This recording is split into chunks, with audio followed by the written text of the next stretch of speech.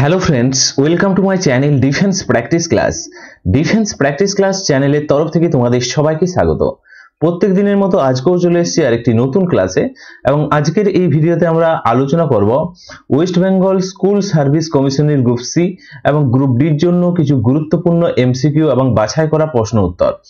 যে প্রশ্নগুলো সবই নতুন সিলেবাসের উপর ভিত্তি করে আমরা নিয়ে চলে এসেছি। অলরেডি আমাদের 1 থেকে 165 পর্যন্ত প্র্যাকটিস সেট প্রায় হয়ে গিয়েছে। তোমরা যারা না দেখেছো অবশ্যই দেখে নেবে, আমি ডিসক্রিপশনে প্লেলিস্টের লিংক দিয়ে দেবো। এবং আজকের এই ভিডিওতে আমরা আলোচনা করব বাছাই করা প্রশ্নগুলো, যে প্রশ্নগুলো তোমাদের পরীক্ষাতে আসার চান্স রয়েছে। তো ভিডিওটি তোমরা প্রথম থেকে শেষ পর্যন্ত দেখো, এবং লাস্টে তোমাদের যদি কোনো প্রশ্ন থাকে কমেন্ট বক্সে কমেন্ট করে জানাবে। তো চলো শুরু করা যাক। আজকের ভিডিওর ফার্স্ট প্রশ্ন দেখো, ভারতের জাতীয় পতাকার নকশা কে তৈরি করেছিলেন? খুবই গুরুত্বপূর্ণ প্রশ্ন। ভারতের জাতীয় পতাকা, যার দৈর্ঘ্য প্রস্থের অনুপাত হচ্ছে 3:2, এবং এর নকশা কে করেছিল? এর নকশা করেছিল, সঠিক উত্তর জেনে থাকলে ফটাফট নিচে কমেন্ট বক্সে কমেন্ট করে জানাও।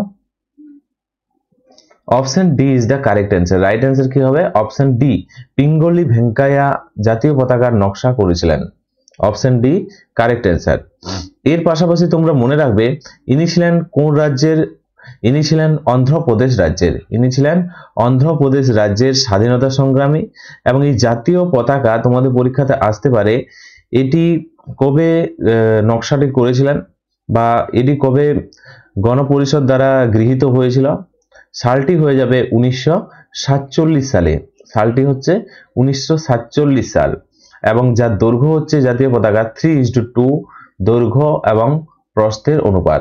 এবং কোনো কোনো জায়গায় তোমাদের পরীক্ষাতে দিয়ে দেয়, যেমন WP তে দিয়েছিল প্রস্থ ও দৈর্ঘ্যের অনুপাত, তো তখন হয়ে যাবে 2:3। ওকে, এর পাশাপাশি দেখে নাও মহাত্মা গান্ধী সম্বন্ধে এখানে বলা হয়েছে। মহাত্মা গান্ধী হলেন ফাদার অফ দ্য নেশন নামে পরিচিত। এছাড়াও রবীন্দ্রনাথ ঠাকুর, ভারতের যে প্রথম নোবেল জয়ী হলেন রবীন্দ্রনাথ ঠাকুর, বা এশিয়ার প্রথম নোবেল জয়ী। তিনি গীতাঞ্জলি কাব্যগ্রন্থের জন্য নোবেল পুরস্কার পেয়েছিলেন। গীতাঞ্জলি কাব্যগ্রন্থের জন্য প্রথম নোবেল প্রাইজ পেয়েছিলেন। কবিগুরু বা গুরুদেব নামে পরিচিত হলেন রবীন্দ্রনাথ ঠাকুর। আন্নাকালী পাকড়াসি বা ভানু সিংহ তার ছদ্মনাম। তো তার সাথে সাথে এক্সট্রা পয়েন্টগুলো মনে রাখবে। বঙ্কিমচন্দ্র চট্টোপাধ্যায়, খুবই গুরুত্বপূর্ণ, তোমাদের পরীক্ষাতে সাম্প্রতিক আসতে পারে। বঙ্কিমচন্দ্র চট্টোপাধ্যায় ভারতের যে জাতীয় গান বন্দে মাতরম নেওয়া হয়েছিল কোথার থেকে? আনন্দমঠ থেকে। আনন্দমঠ উপন্যাস থেকে বঙ্কিমচন্দ্রের বন্দে মাতরম এই গানটি নেওয়া হয়েছিল। এবং রবীন্দ্রনাথ ঠাকুর জাতীয় স্রোতের কথা যদি বলা হয়, জনগণ মন। জনগণ মন হচ্ছে জাতীয় স্রোত। ওকে, নেক্সট প্রশ্ন দেখো, 2 নম্বর প্রশ্ন। 2 নম্বর প্রশ্ন কি বলেছে? মানুষের শরীরে ভিটামিন ডি এর অভাবে কোন রোগ হয়? ভিটামিন ডি এর অভাবে কোন রোগ হয়? কি হয়? অস্টিওমেলেসিয়া হয়, বড়দের অস্টিওমেলেসিয়া রোগ হয়। এবং বাচ্চাদের কি হয়? রিকেট রোগ হয়। রাইট অ্যান্সার হয়ে যাবে অপশন ডি, রিকেট রোগ, বা তোমাদের পরীক্ষাতে আসতে পারে অস্টিওমেলেসিয়া রোগ। অস্টিওমেলেসিয়া রোগ হয়। ওকে, তো তোমরা মনে রাখবে ভিটামিন ডি এর অভাবে। ভিটামিন ডি এর কথা বলা হয়েছে। ভিটামিন ডি এর রাসায়নিক নাম কি? ভিটামিন ডি এর রাসায়নিক নাম হলো, তোমরা মনে রাখবে, ক্যালসিফেরল। খুবই গুরুত্বপূর্ণ, ক্যালসিফেরল হলো ভিটামিন ডি এর রাসায়নিক নাম। এছাড়াও তোমাদের পরীক্ষাতে আসতে পারে রাতকানা হয় কোন ভিটামিনের অভাবে? রাতকানা হয়, রাতকানা হয়, সঠিক উত্তর হয়ে যাবে ভিটামিন এ এর অভাবে রাতকানা রোগ হয়ে থাকে। স্কারবি রোগ হয় কোন ভিটামিনের অভাবে? Vitamin C. ভিটামিন সি এর অভাবে হয় স্কারবি রোগ। বেরি রোগ হয় ভিটামিন বি1 এর অভাবে হয় বেরি রোগ। ওকে, তো তার সাথে সাথে এক্সট্রা পয়েন্টগুলো মনে রাখবে। এখান থেকে প্রশ্ন আসতে পারে, ভিটামিন এ রাসায়নিক নাম কি? ভিটামিন এ রাসায়নিক নাম কি? কি হবে? রেটিনল। রেটিনল হলো ভিটামিন এ এর রাসায়নিক নাম। ভিটামিন সি এর রাসায়নিক নাম কি? কি হবে? Ascorbic acid. কি হবে? অ্যাসকর্বিক অ্যাসিড হবে ভিটামিন সি এর রাসায়নিক নাম। ভিটামিন বি1 এর কথা যদি বলা হয়, রাসায়নিক নাম কি? থিয়ামিন। থিয়ামিন কি হবে? থিয়ামিন হলো ভিটামিন বি1 এর রাসায়নিক নাম। তো তার সাথে সাথে এক্সট্রা ফ্যাক্টগুলো মনে রাখবে, যেমন ভিটামিন ডি ভিটামিন ডি এর অভাবে কি হয়? রিকেট রোগ হয় বাচ্চা শিশুদের। বড়দের হয় অস্টিওমেলেসিয়া রোগ, যার রাসায়নিক নাম হলো ক্যালসিফেরল। ভিটামিন এ রাতকানা রোগ হয়, রাসায়নিক নাম রেটিনল। ভিটামিন সি কি রোগ হয়? স্কারবি রোগ হয়, রাসায়নিক নাম অ্যাসকর্বিক অ্যাসিড। কি নাম? Ascorbic acid. ভিটামিন বি1 বেরি রোগ হয়, রাসায়নিক নাম হলো থিয়ামিন, রাসায়নিক নাম থিয়ামিন। তো ফ্রেন্ডস, তোমরা যদি নিচে কমেন্ট বক্সে কমেন্ট করে জানাও, আমি একটি স্পেশাল ভিডিও বানিয়ে দেবো ভিটামিন সম্বন্ধে। তোমাদের যদি ভিটামিন সম্বন্ধে একটি স্পেশাল ভিডিও চাই, নিচে কমেন্ট বক্সে কমেন্ট করে জানাও। প্রশ্ন এলে সেখান থেকে তোমরা একটি প্রশ্ন পেয়ে যাবে। নেক্সট প্রশ্ন, 3 নম্বর প্রশ্ন, শিবাজি কোন মারাঠা সাম্রাজ্যের প্রতিষ্ঠাতা ছিলেন? শিবাজি কোন মারাঠা সাম্রাজ্যের প্রতিষ্ঠাতা ছিলেন? তো 4টি অপশনের মধ্যে সঠিক উত্তর হয়ে যাবে অপশন ডি, মারাঠা সাম্রাজ্য। কোন সাম্রাজ্যের বলতো? তখন হয়ে যেত মারাঠা সাম্রাজ্য। Option D correct answer. তো তোমরা মনে রাখবে, শিবাজি ভোসলে ছিলেন একজন মহান মারাঠা শাসক। তিনি 1674 সালে রায়গড়ে তার রাজধানী স্থাপন করেছিল। 1674 সালে কোথায়? তার রাজধানীর কি নাম?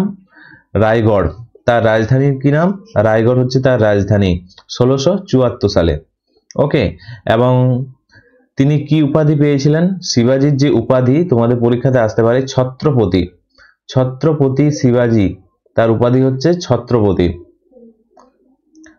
নেক্সট দেখো, পেশোয়া সাম্রাজ্যের কথা যদি বলা হয়, পেশোয়া শিবাজির যে বংশধর পরে পেশোয়া অর্থাৎ পেশোয়ার যে প্রধানমন্ত্রী শাসনভার গ্রহণ করেছিল, শিবাজির বংশধররা পেশোয়া চলে গিয়েছিল এবং প্রথম বাজিরাও ছিলেন এখানে বিখ্যাত। প্রথম বাজিরাও ছিলেন পেশোয়ার। তার পাশাপাশি সিন্ধি সাম্রাজ্যের কথা যদি বলা হয়, সিন্ধিয়া, এটি গোয়ালিয়রে অবস্থিত, গোয়ালিয়র।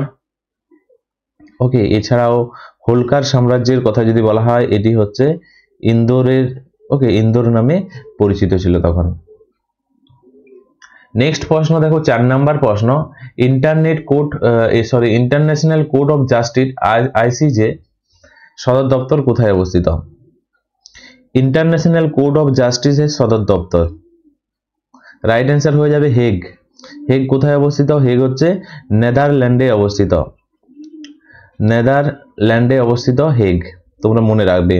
আইসিজে হলো জাতীয় সংঘের অর্থাৎ ইউএনও, ইউনাইটেড নেশন অর্গানাইজেশনের প্রধান বিচার একটি বিভাগীয় অঙ্গ, এবং আইসিজে প্রতিষ্ঠা হয় 1946 সালে। কত সালে?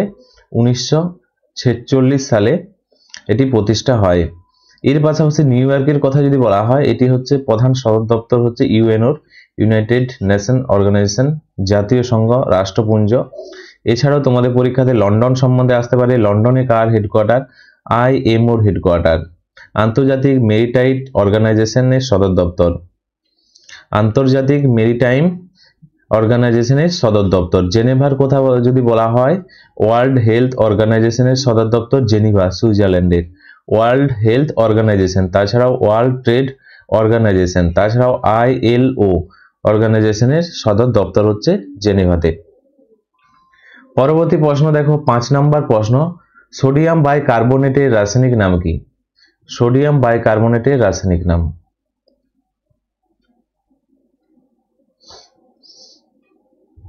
রাইট অ্যান্সার কি হবে? Sodium bicarbonate baking soda, baking powder. Option D is the right answer. Option D is the right answer. এবং তোমরা মনে রাখবে, বেকিং সোডার রাসায়নিক নাম হলো, রাসায়নিক সংকেত NaHCO3 হলো, NaHCO3 হলো রাসায়নিক নাম হচ্ছে বেকিং সোডার। এবং এর ব্যবহারের কথা যদি বলা হয়, এর থেকে কি তৈরি হয়? কেক তৈরি হয়, পাউরুটি তৈরি হয়, কেক পাউরুটি তৈরি হয় বেকিং সোডা থেকে। এছাড়াও খাবার নুনের কথা যদি বলা হয়, সোডিয়াম ক্লোরাইড হচ্ছে খাবার নুন, NaCl যার সংকেত খাবার নুন। কাস্টিক সোডা, কাস্টিক সোডার রাসায়নিক নাম হলো NaOH। NaOH হলো কাস্টিক সোডার রাসায়নিক নাম। সোডিয়াম হাইড্রোক্সাইড যার রাসায়নিক নাম। ওয়াশিং সোডার কথা যদি বলা হয়, sodium carbonate, sodium carbonate Na2CO3 যার সংকেত। খুবই গুরুত্বপূর্ণ। তো তোমরা মনে রাখবে, সোডিয়াম বাইকার্বনেট যার বেকিং সোডা নামে পরিচিত। রাসায়নিক সংকেত হলো NaHCO3। কেক পাউরুটি তৈরি হয়। খাবার নুন সোডিয়াম ক্লোরাইড, সোডিয়াম ক্লোরাইড তোমরা মনে রাখবে রাসায়নিক নাম। তো কাস্টিক সোডার কথা যদি বলা হয় NaOH, NaOH sodium hydroxide, sodium কি সোডিয়াম হাইড্রোক্সাইড তোমরা মনে রাখবে। Washing soda sodium carbonate, sodium carbonate তোমরা মনে রাখবে। খুবই গুরুত্বপূর্ণ, তোমাদের রাসায়নিক নাম সম্বন্ধে প্রশ্ন একটি আসে। তাছাড়াও তোমাদের পরীক্ষাতে আসতে পারে মদ অর্থাৎ মদের রাসায়নিক নাম কি? মদের রাসায়নিক সংকেত CH3CH2OH হচ্ছে মদের রাসায়নিক নাম। তাছাড়াও তোমাদের পরীক্ষাতে আসতে পারে মিথেনের সংকেত কি? মিথেন, মিথেনের সংকেত হলো CH4 হলো মিথেনের সংকেত।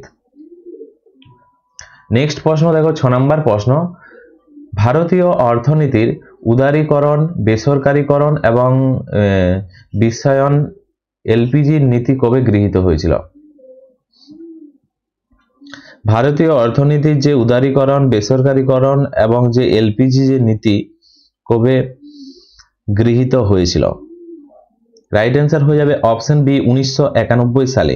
এই অর্থনীতির যে সংস্করণ শুরু হয়েছিল তৎকালীন প্রধানমন্ত্রী পিভি নরসিমহা রাওয়ের সময়, এবং তখন অর্থমন্ত্রীর কথা যদি বলা হয় তখন অর্থমন্ত্রী ছিলেন ডক্টর মনমোহন সিং। আমাদের প্রাক্তন প্রধানমন্ত্রী ডক্টর মনমোহন সিং ছিলেন তৎকালীন অর্থমন্ত্রী, এবং এটি ভারতের অর্থনীতিকে বিশ্ব বাজারের জন্য খুলে দেওয়া হয়েছিল।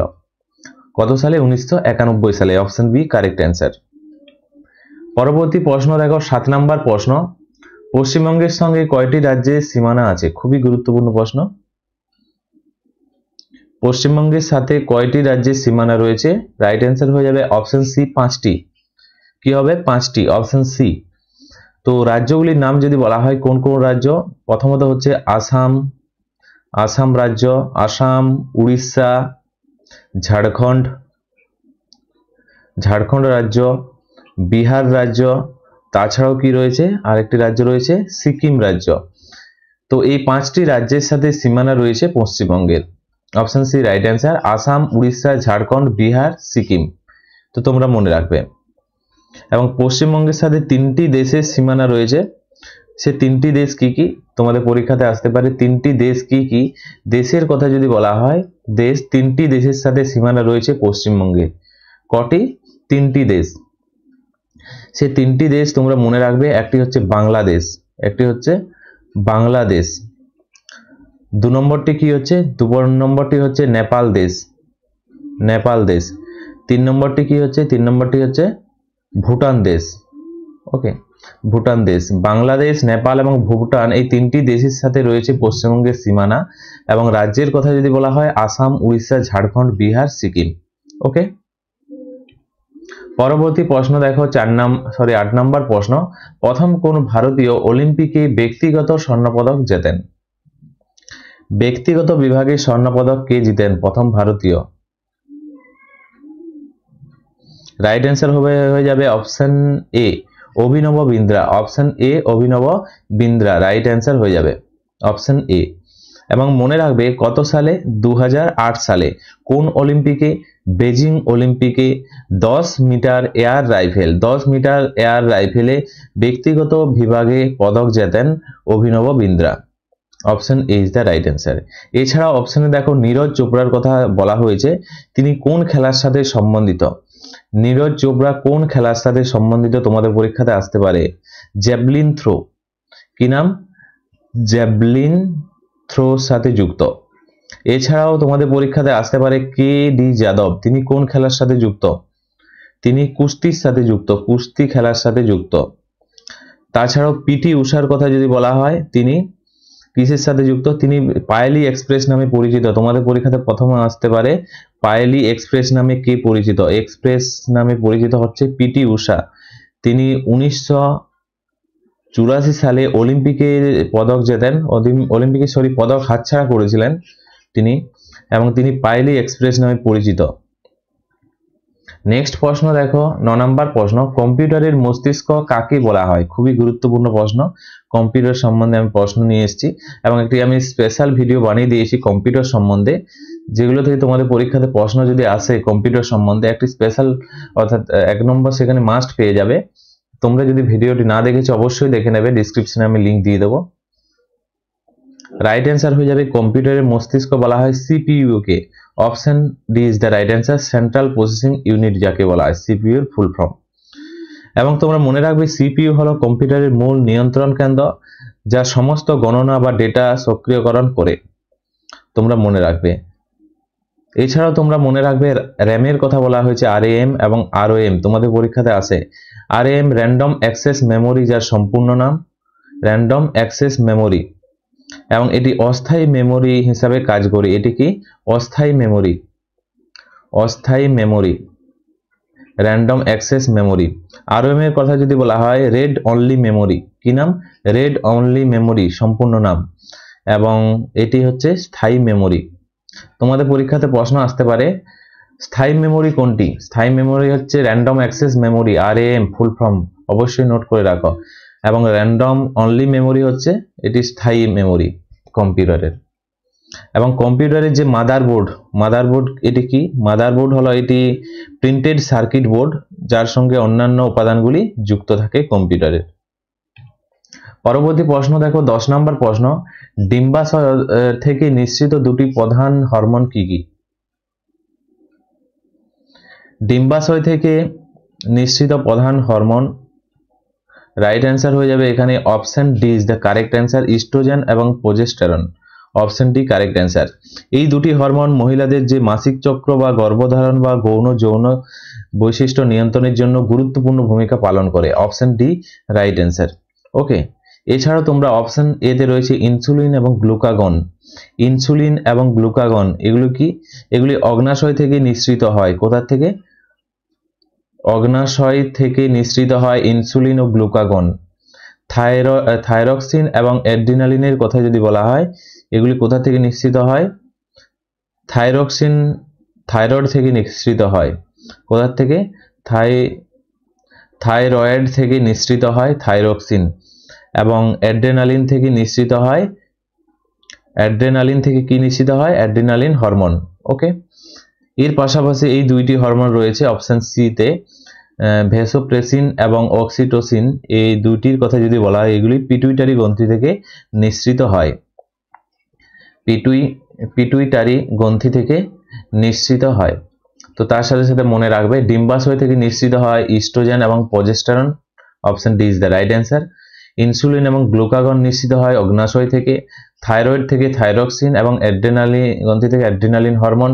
পিটুইটারি গ্রন্থি থেকে নিঃসৃত হয় অক্সিটোসিন। তো তার সাথে সাথে এক্সট্রা ফ্যাক্টগুলো মনে রাখবে। পরবর্তী প্রশ্ন দেখো 11 নম্বর প্রশ্ন, ইতিহাসে কোন যুগকে স্বর্ণযুগ বলা হয়? চারটি অপশন রয়েছে, মোগল যুগ, সুলতান যুগ, গুপ্ত যুগ। Option D is the right answer হয়ে যাবে গুপ্ত যুগ। কারণ এই সময়কাল শিল্প, সাহিত্য অর্থাৎ বিজ্ঞানের জন্য শ্রেষ্ঠ ছিল, এবং এই সময়ে শ্রেষ্ঠ শাসক ছিল দ্বিতীয় চন্দ্রগুপ্ত ছিল গুপ্ত যুগের শ্রেষ্ঠ শাসক। এবং এই সময়ে যে সাহিত্য অর্থাৎ কালিদাসের আবির্ভাব হয়েছিল।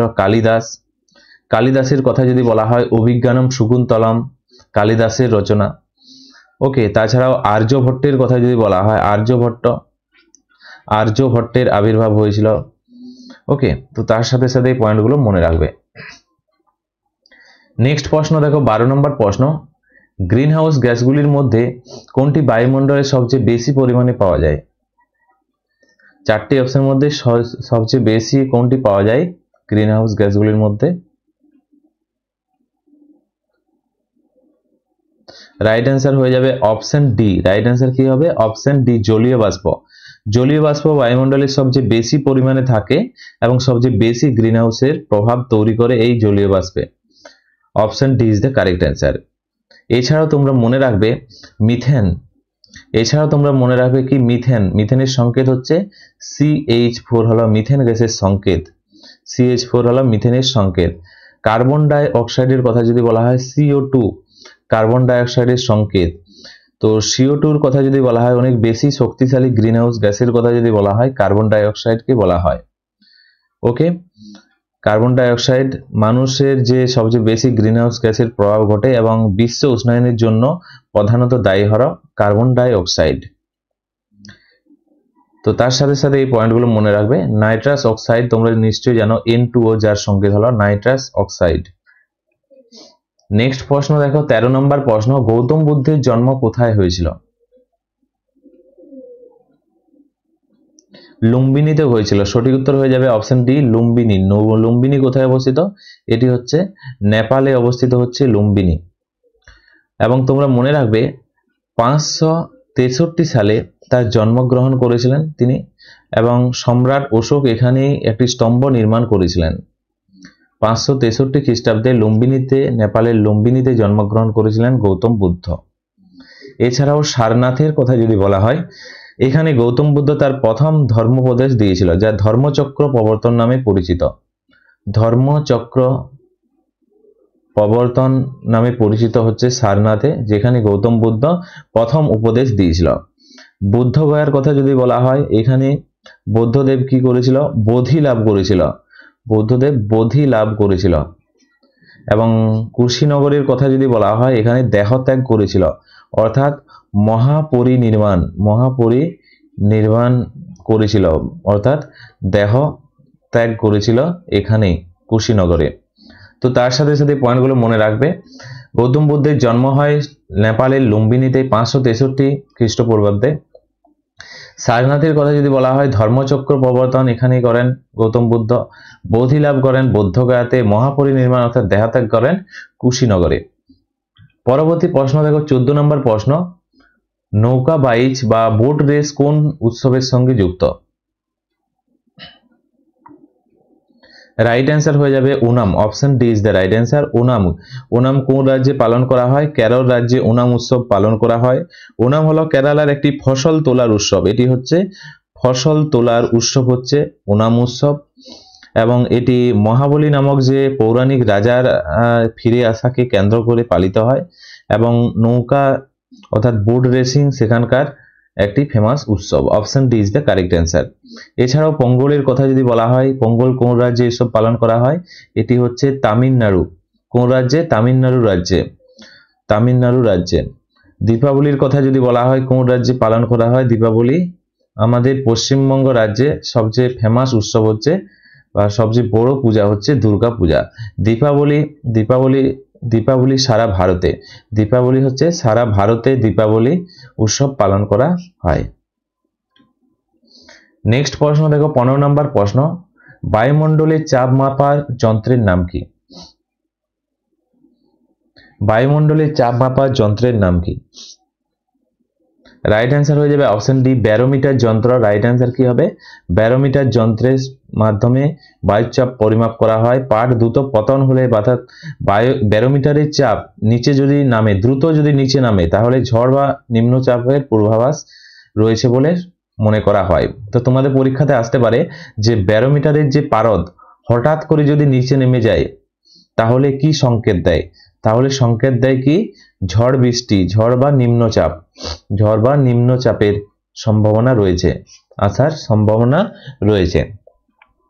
পরবর্তী দেখো, থার্মোমিটারের কথা বলা হয়েছে এখানে। আপেক্ষিক ঘনত্ব তাপমাত্রা পরিমাপ করা হয়। তাপমাত্রা পরিমাপ করা হয় থার্মোমিটার।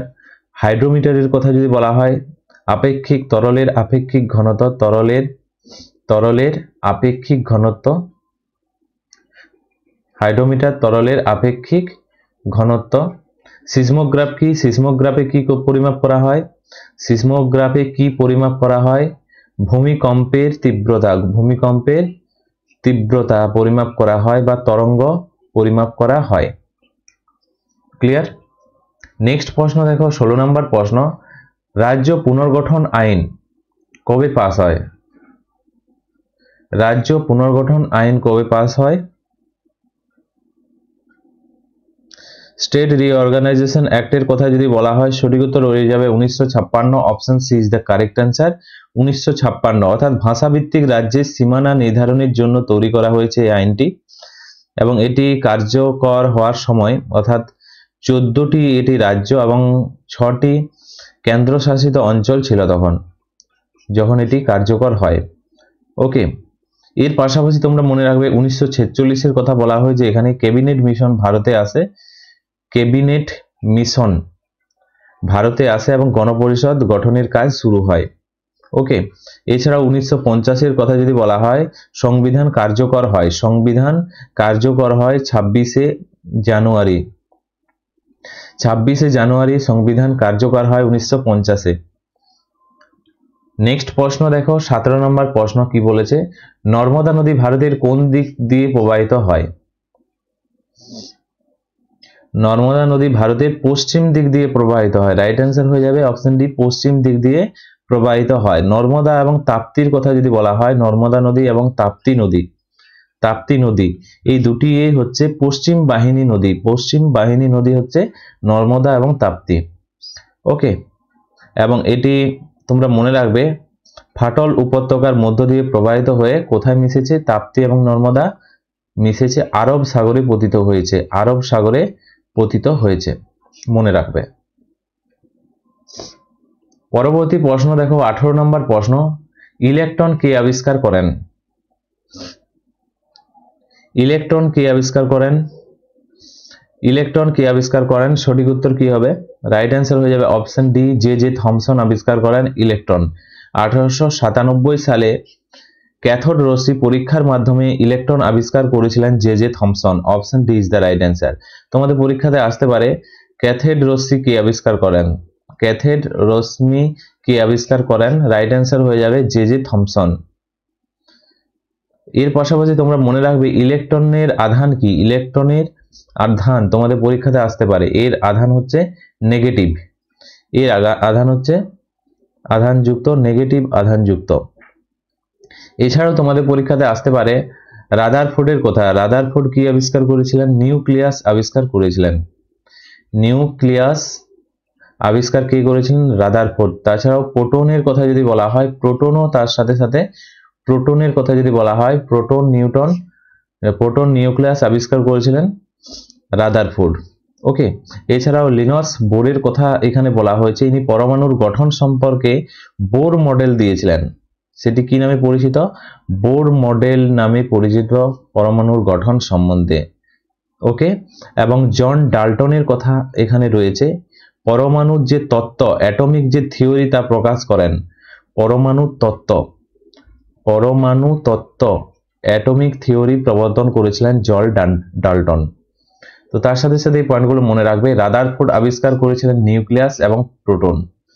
ইলেকট্রন আবিষ্কার করেছিলেন জে থমসন বা ক্যাথোড রশ্মি জে থমসন। জন ডাল্টন পরমাণু তত্ত্ব দিয়েছিলেন, বোর মডেলের উপর নিলস বোর নামে পরিচিত। নেক্সট প্রশ্ন দেখো, 19 নম্বর প্রশ্ন, ভারতের কোন ধরনের অর্থনৈতিক ব্যবস্থা চালু আছে?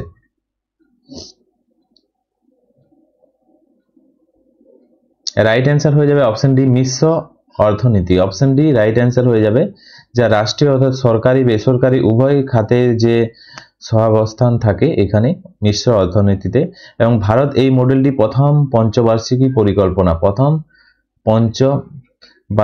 পরিকল্পনা থেকেই গৃহীত হয়েছে অর্থনৈতিক ব্যবস্থা, মিশ্র অর্থনীতি। Option D correct answer.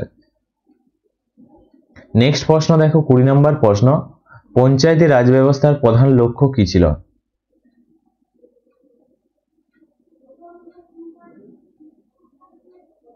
Right answer হয়ে যাবে অপশন ডি, ক্ষমতার বিকেন্দ্রীকরণ। অপশন ডি রাইট অ্যান্সার, ক্ষমতার বিকেন্দ্রীকরণ। এবং তোমরা মনে রাখবে পঞ্চায়েতি রাজ ব্যবস্থার মাধ্যমে গ্রামীণ স্তরের যে স্থায়ী স্বশাসন প্রতিষ্ঠা করা। এবং এটি কত নম্বর সংবিধান সংশোধন? 73তম। কত নম্বর? 73তম সংবিধান সংশোধনের মাধ্যমে কত সালে? 1992। কত সাল? 1992 73তম সংবিধান সংশোধনের মাধ্যমে সংবিধানে মর্যাদা পায়। খুবই গুরুত্বপূর্ণ, কত নম্বর সংবিধান সংশোধনে পঞ্চায়েত রাজ ব্যবস্থা লাগু হয় যদি বলে 73তম সংবিধান সংশোধন 1992 সালে। এবং এখান থেকে পরীক্ষাতে প্রশ্ন আসে, প্রথম পঞ্চায়েতের রাজ ব্যবস্থা কোন রাজ্যে লাগু হয়? রাজ্যের কথা যদি বলা হয় রাজস্থান। রাজস্থানের কোথায়? রাজস্থানের নাগরে। রাজস্থানের নাগর জেলাতে প্রথম পঞ্চায়েতের রাজ ব্যবস্থা লাগু হয়। নেক্সট দেখো 21 নম্বর প্রশ্ন, সূর্যের আলো পৃথিবী পৃষ্ঠে পৌঁছাতে কত সময় লাগে?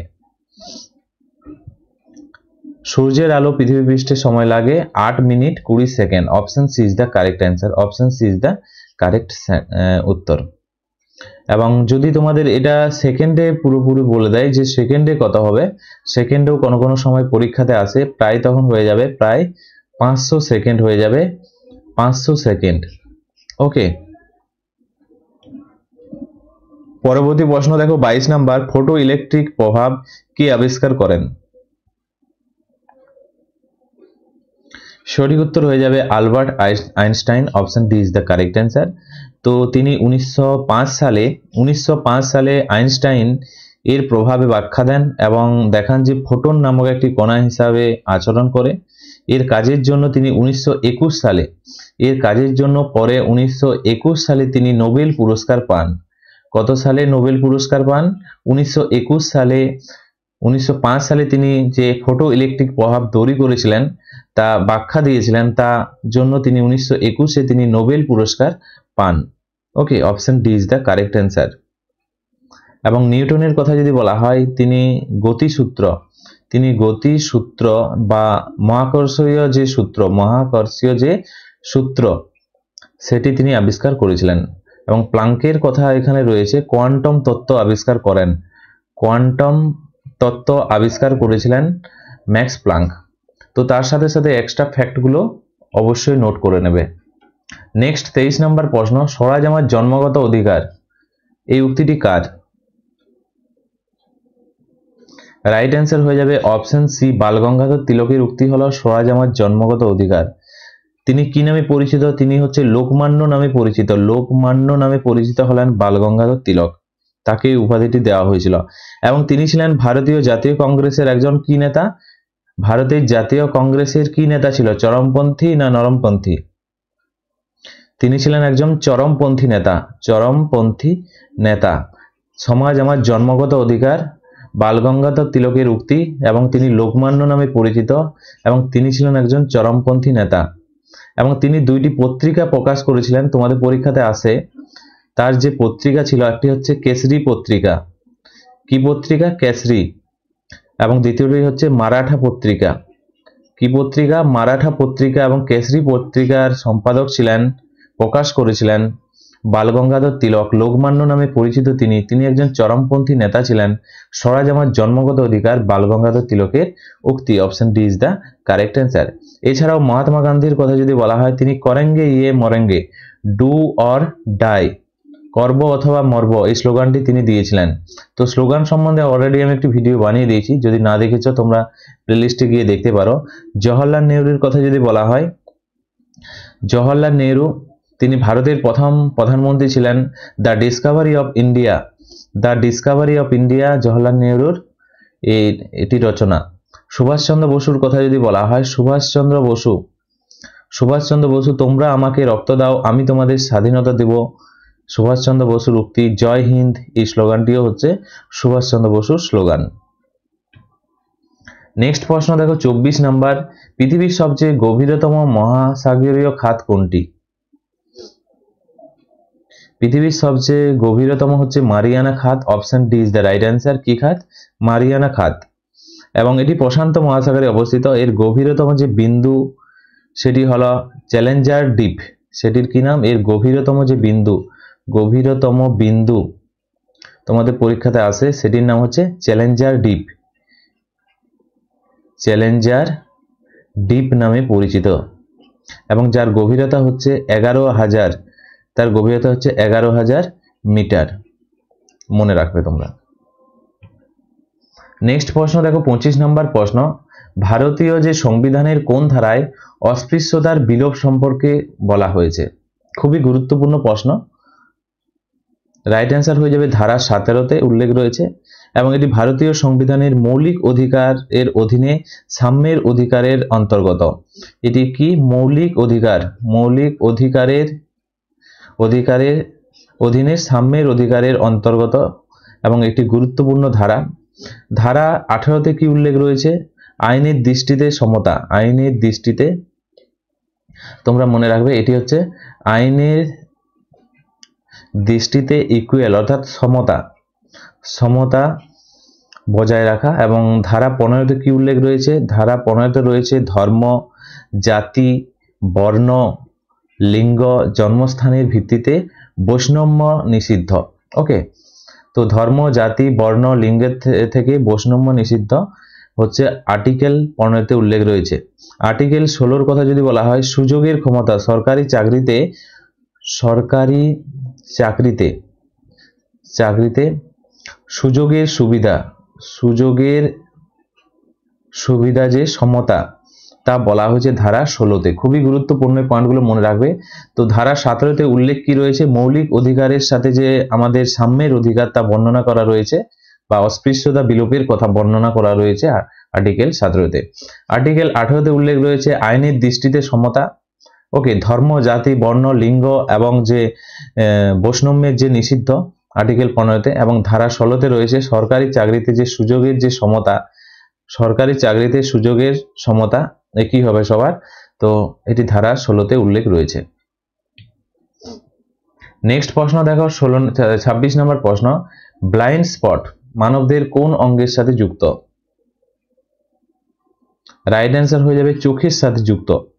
এটি রেটিনার সেই অংশ যেখানে অপটিক নার্ভ চোখ থেকে বেরিয়ে আসে।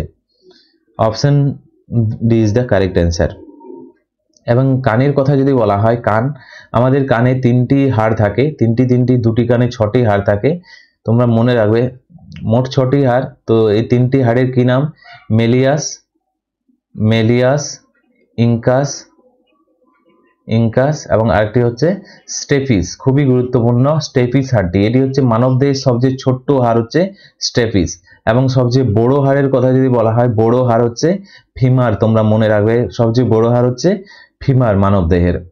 এবং ত্বক হচ্ছে মানবদেহের সবচেয়ে বড় অঙ্গ। অঙ্গ হচ্ছে ত্বক। ওকে, তো তোমরা মনে রাখবে এই 4টি পয়েন্ট। নেক্সট প্রশ্ন দেখো, 27 নম্বর প্রশ্ন, রবীন্দ্রনাথ ঠাকুর কোন সালে নোবেল পুরস্কার পান? রাইট অ্যান্সার হয়ে যাবে অপশন সি, 1913 সালে। কিসের জন্য পান? গীতাঞ্জলির জন্য। গীতাঞ্জলি কাব্যগ্রন্থের জন্য, সাহিত্যের জন্য তিনি নোবেল পুরস্কার পান। গীতাঞ্জলি সাহিত্যের জন্য, এটি একটি কাব্যগ্রন্থের জন্য নোবেল পুরস্কার পেয়েছিলেন। তিনি ছিলেন প্রথম এশিয়ান যিনি এই নোবেল প্রাইজ, বা ভারতের প্রথম যিনি এই নোবেল প্রাইজ পেয়েছিলেন 1913 সালে। এর পাশাপাশি তোমরা মনে রাখবে 1901-এর কথা। 1901 এই বছর প্রথম নোবেল পুরস্কার দেওয়া শুরু হয়। 1901-এ প্রথম নোবেল পুরস্কার শুরু হয়। 1901 সালে। 1905 কি? 1905 কি জন্য বিখ্যাত? 1905-এ হয়েছিল খুবই গুরুত্বপূর্ণ বঙ্গভঙ্গ হয়েছিল। 1905-এ কি হয়েছিল? বঙ্গভঙ্গ হয়েছিল। নেক্সট প্রশ্ন দেখো, 28 নম্বর প্রশ্ন, ভারতের কোন রাজ্যে তাজমহল অবস্থিত? রাইট অ্যান্সার হয়ে যাবে উত্তরপ্রদেশ রাজ্যে। Option C is the correct answer. Taj Mahal উত্তরপ্রদেশের আগ্রা শহরে অবস্থিত তাজমহল। এটি কে নির্মাণ করেছিল? এটি শাহজাহান নির্মাণ করেছিল। তাজমহল কোন নদীর তীরে অবস্থিত? এটি হচ্ছে যমুনা নদীর তীরে অবস্থিত এবং এটি ইউনেস্কোর ওয়ার্ল্ড হেরিটেজ সাইটের অন্তর্গত। ওকে, এছাড়াও তোমরা মনে রাখবে দিল্লির কথা। দিল্লিতে কি কি রয়েছে? দিল্লিতে কি রয়েছে? লাল কেল্লা রয়েছে, শাহজাহান নির্মাণ করেছিল। কুতুব মিনারও রয়েছে, কুতুব মিনার রয়েছে দিল্লিতে। তো রাইট অ্যান্সার হয়ে যাবে উত্তরপ্রদেশ। সরি, একটু কারেকশন করে নেবে, মধ্যপ্রদেশে রাইট হয়ে গেছে। অপশন ডি উত্তরপ্রদেশ হয়ে যাবে। Option D. লাল কেল্লা, কুতুব মিনার এগুলি সবই হচ্ছে দিল্লিতে অবস্থিত। এবং আগ্রা কোথায় অবস্থিত? আগ্রা হচ্ছে তাজমহল অবস্থিত। তাজমহল হচ্ছে আগ্রাতে অবস্থিত। নেক্সট প্রশ্ন দেখো, 29 নম্বর প্রশ্ন, কোন বছর জাতীয় সংঘ অর্থাৎ ইউএনও প্রতিষ্ঠা হয়? রাইট অ্যান্সার হয়ে যাবে 1945। Option C is the correct answer. তো তোমরা মনে রাখবে 24শে অক্টোবর 1945-এ জাতীয় সংঘ প্রতিষ্ঠা হয় এবং এই 24শে অক্টোবর জাতীয় সংঘ অর্থাৎ ইউএনও ডে হিসাবে পালন করা হয় প্রত্যেক বছর। এবং এটি দ্বিতীয় বিশ্বযুদ্ধের পর এই জাতীয় সংঘ গঠন করা হয়েছিল। দ্বিতীয় বিশ্বযুদ্ধের কথা যদি বলা হয় 1939-এ হয় দ্বিতীয় বিশ্বযুদ্ধ। দ্বিতীয় বিশ্বযুদ্ধ কবে হয়? 1939-এ হয়। নেক্সট দেখো 30 নম্বর প্রশ্ন, পশ্চিমবঙ্গের দীর্ঘতম নদী কোনটি? চারটি অপশনের মধ্যে সঠিক উত্তর হয়ে যাবে অপশন ডি, গঙ্গা নদী। গঙ্গা নদী হলো পশ্চিমবঙ্গের দীর্ঘতম নদী, যা কি নামে পরিচিত? হুগলি নদী নামে পরিচিত। হুগলি বা ভাগীরথী সহ এটি গঙ্গা নদীটি পশ্চিমবঙ্গের উপর দিয়ে প্রবাহিত হয় এবং এই নদীটি দৈর্ঘ্য সবচেয়ে বেশি এবং পশ্চিমবঙ্গে এটি ভাগীরথী হুগলি নদী নামে পরিচিত। পশ্চিমবঙ্গে কি নামে পরিচিত? পশ্চিমবঙ্গের ভাগীরথী হুগলি নামে পরিচিত হচ্ছে এই নদীটি। ওকে, এছাড়াও তোমরা মনে রাখবে তিস্তা নদী, এটি উত্তরবঙ্গের প্রধান নদী হলো তিস্তা নদী। উত্তরবঙ্গের প্রধান নদী হচ্ছে তিস্তা নদী এবং এটি সিকিম থেকে উৎপন্ন হয়েছে। তিস্তা নদী কোথা থেকে উৎপন্ন হয়েছে? সিকিম থেকে। সিকিম থেকে উৎপন্ন লাভ করেছে। এবং দামোদরকে তো তোমরা নিশ্চয়ই জানো কি বলা হয়? বাংলার দুঃখ বলা হয়। বাংলার দুঃখ বলা হয় দামোদর নদী এবং এটি দামোদর ভ্যালি কর্পোরেশন অর্থাৎ ডিভিসি প্রকল্পের অধীনে রয়েছে এটি। তো ফ্রেন্ডস, এগুলোই ছিল আজকের ভিডিওর আমাদের কিছু গুরুত্বপূর্ণ প্রশ্ন উত্তর এবং আজকের এই ভিডিওর লাস্ট প্রশ্ন, যে প্রশ্নগুলো তোমাদের জন্য সঠিক উত্তর তোমরা নিচে কমেন্ট বক্সে কমেন্ট করে জানাবে। প্রথমত তোমরা নিচে কমেন্ট বক্সে কমেন্ট করে জানাও যে RAM এর ফুল ফর্ম কি এবং ROM রমের ফুল ফর্ম কি। র্যাম রমের ফুল ফর্ম নিচে কমেন্ট বক্সে কমেন্ট করে জানাও। এই দুইটি তোমাদের কি রইল? এই দুইটি তোমাদের রইল হোমওয়ার্ক। হোমওয়ার্ক রইল র্যাম এবং রম, র্যাম এবং রম নিচে কমেন্ট বক্সে কমেন্ট করে জানাও।